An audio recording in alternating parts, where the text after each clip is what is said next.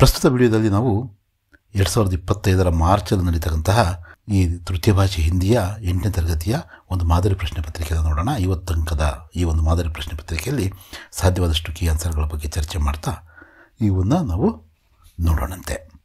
ಮೊದಲನೇ ಮೇನ್ ಏನಿರುತ್ತೆ, MCQಗಳಿರ್ತವೆ, 4 ಆಪ್ಷನ್ಸ್ ಇರ್ತವೆ. ಅದರಲ್ಲಿ ಸರಿಯಾದ ಉತ್ತರವನ್ನು ನೋಡಿಬಿಟ್ಟು ನಾವು ಸಂಕೇತಾಕ್ಷರದ ಜೊತೆಗೆ ಇಲ್ಲಿ ಉತ್ತರಿಸ್ರಿ ಅಂತ ಹೇಳಿದರೆ 4 ಪ್ರಶ್ನೆಗಳು 4 ಅಂಕಗಳು. ಬಹುತ್ ಶಬ್ದ ಕಾ ವಿಲೋಮ್ ಶಬ್ದ ಹೈ. ಬಹುತ್ ಅಂದರೆ ವಿಪುಲ್, ವಿಪುಲ್ ಅಂದರೆ ಬಹಳ, ಜಾದ ಅಂದರೆ ಕೂಡ ಬಹಳನೇ, ಅಧಿಕ್ ಅಂದರೂ ಕೂಡ ಬಹಳ. ಮತ್ತು ಇದಕ್ಕೆ ಆಪೋಸಿಟ್ ವರ್ಡು ಇದೆಲ್ಲವೂ ಕೂಡ ಅರ್ಥಗಳು. ಆಪೋಸಿಟ್ ವರ್ಡ್ ಯಾವುದು? ಇದು ಕಮ್ ಅಂತಕ್ಕಂಥದ್ದು. ಬಹುತ್ ಕಮ್. ಚಂಪಾ ಸೆ ರಹಾನಾ ಗಯಾ. ವಾಕ್ಯ ಮೇ ಸಂಜ್ಞಾ ಶಬ್ದ ಹೈ. ಇಲ್ಲಿ ನೌನ್ ಯಾವುದು ಅಂತ ಕೇಳಿದರೆ ಚಂಪಾ ಅಂತಕ್ಕಂಥದ್ದು ನೌನ್. ನಿಮ್ನಲಿಖಿತ ಮೇ ಸೆ ಬಹುವಚನ ಶಬ್ದ ಕೌನ್ಸ ಹೈ. ಇದರಲ್ಲಿ ಬಹುವಚನ ಯಾವುದು ಅಂದರೆ छुट्टियाँ, रजेಗಳು, ಹಾಲಿಡೇಸ್ ಅಂತ.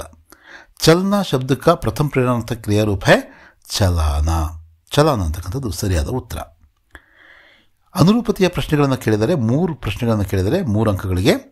ಕನ್ನಡ का पहला समाचार पत्र मंगलूರು समाचार है, तो हिंदी का पहला समाचार पत्र कौन सा है ಅಂತ ಕೇಳಿದರೆ ಯಾವುದು ಮೊದಲ ಪತ್ರ?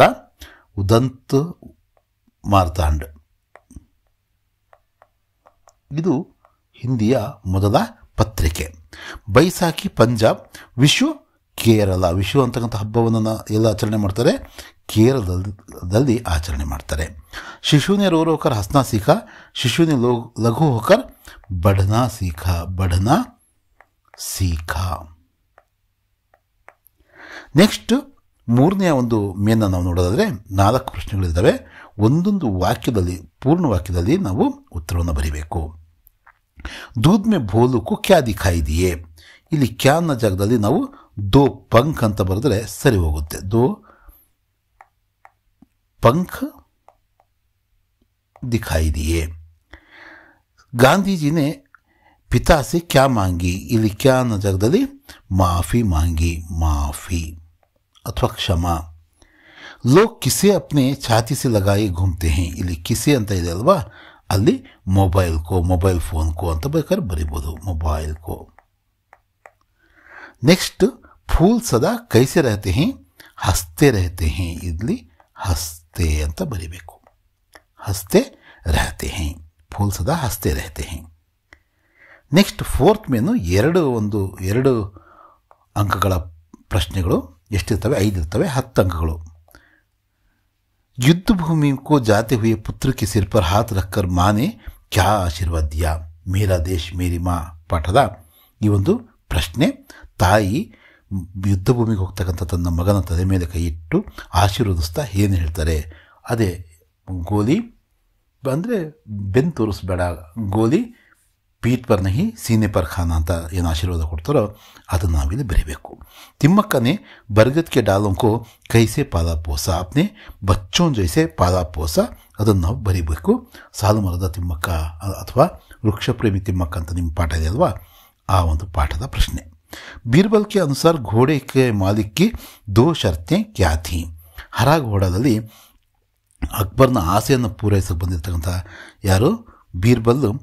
ಅದನ್ನು ತಗೊಂಬರ್ಬೇಕಂದ್ರೆ ಅದರ ಮಾಲೀಕ ಹೇಳಿರ್ತಕ್ಕಂಥ ಷರತ್ತುಗಳು, ಕಂಡೀಷನ್ಸು ಯಾವುವು ಅಂತ 2 ಕಂಡೀಷನ್ಸ್ ಇರ್ತಾವಲ್ಲ, ವಾರವಲ್ಲದ ವಾರ ಬರಬೇಕು ಮತ್ತು ಸ್ವತಃ ರಾಜನೇ ಹೋಗ್ಬೇಕಂತ ಅವೆರಡು ಷರತ್ತುಗಳನ್ನು ನಾವು ಇಲ್ಲಿ ಬರೀಬೇಕು.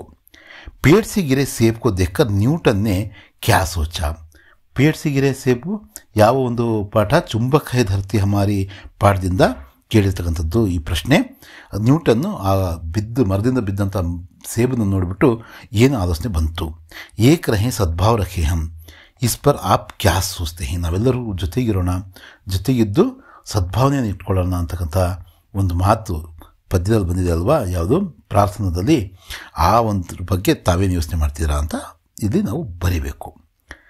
ನಿಮ್ನಲಿಖಿತ ಪ್ರಶ್ನೋं के उत्तर 3-4 ವಾಕ್ಯ में लिखिए. 3-4 ವಾಕ್ಯದಲ್ಲಿ ಬರೀಬೇಕು. ಪ್ರತಿ ಕ್ವಶನ್ಗೂ ಕೂಡ ಎಷ್ಟು ಅಂಕಗಳು?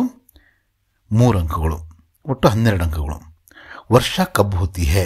ಜೀವನಧಾತ್ರಿ ವರ್ಷ ಈ ಒಂದು ಪಾಠದಿಂದ ಕೇಳಿರ್ತಕ್ಕಂಥ ಪ್ರಶ್ನೆ. बंदर ने रोटी का बंटवारा कैसे किया. बंदर बांट. संतुलित आहार का मतलब क्या है. ಪಾಠದ ಹೆಸರು ಇಲ್ಲೇ ಇದೆ, ಸಂತುಲಿತ ಆಹಾರ ಅಂತ. निम्नलिखित दोहे का भावार्थ अपने शब्दों में लिखिए। ऐसी बानी बोलिए मन का आपा खोए ಅವರನ್ को शीतल करे आप शीतल होए। ಯಾವ ಒಂದು ದೋಹ ಇದು? ಕಬೀರ್ ಕೆ ದೋಹೆ। ಇದನ್ನ ಕಬೀರ್ ಕೆ ದೋಹೆ ಇದರಿಂದ ತಗೊಂಡಿದ್ದಾರೆ।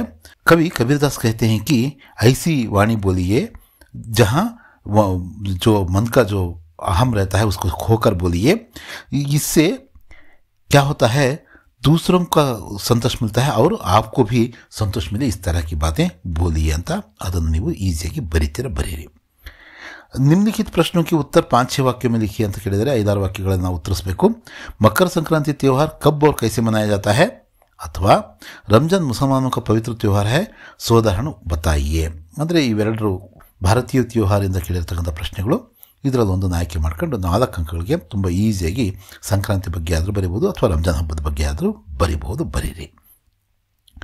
ಫೂಲ್ ಸದಾ ಹಸ್ತೆ ರಹತೆ ಹೇ ಇದು ಇದೆಯಲ್ಲ ಈ ಪದ್ಯ, ಇದನ್ನು ತುಂಬ ಈಸಿಯಾಗಿ ಇದನ್ನು ಬೈಹಾರ್ಟ್ ಮಾಡಿರಿ ಮತ್ತು ಈಸಿಯಾಗಿ ನೀವು ಪದ್ಯವನ್ನು ಬರೆದು 4 ಅಂಕಗಳನ್ನು ಗಳಿಸ್ರಿ।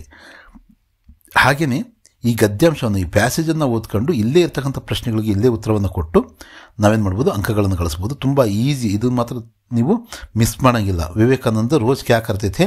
ವಿವೇಕಾನಂದ ರೋಜ್ ವ್ಯಾಯಾಮ ಕರ್ತೆ ಥೆ, ನೋಡ್ರಿ ಇಲ್ಲೇ ಇದೆ ನೋಡ್ರಿ। ಹಾಗೆಯೇ ಎರಡನೇ ಒಂದು ಪ್ರಶ್ನೆ, ವಿವೇಕಾನಂದ का शरीर कैसा था? विवेकानंद का शरीर स्वस्थ और सुंदर था। ಹಾಗೆ ಮೂರನೇ ಪ್ರಶ್ನೆ, उनकी प्रिय पुस्तक कौन सी थी?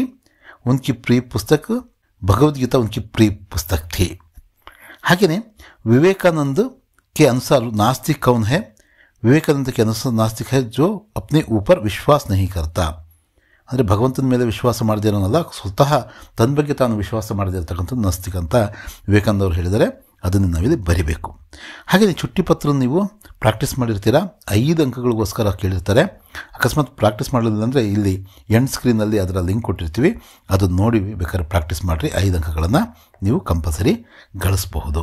ಹೀಗೆ ಇನ್ನೊಂದಷ್ಟು ಮಾದರಿ ಪ್ರಶ್ನೆ ಪತ್ರಿಕೆಗಳನ್ನು ಕೂಡ ನಾವು ಈ ಚಾನಲಲ್ಲಿ ಇದ್ದಾವೆ, ಅವನ್ನು ಕೂಡ ನೋಡಿರಿ। ನಾಳೆಯ ಒಂದು ಎಕ್ಸಾಮ್ನ ಚೆನ್ನಾಗಿ ಬರೀತೀರಾ, ಆರಾಮಾಗಿ ಖುಷಿಯಾಗಿ ಎಕ್ಸಾಮ್ನ ಬರೆದು ಒಳ್ಳೆಯ ಅಂಕಗಳನ್ನು ಗಳಿಸ್ರಿ ಅಂತ ಹೇಳ್ತಾ ಮತ್ತೆ ಭೇಟಿಯಾಗೋಣ। ಧನ್ಯವಾದಗಳು।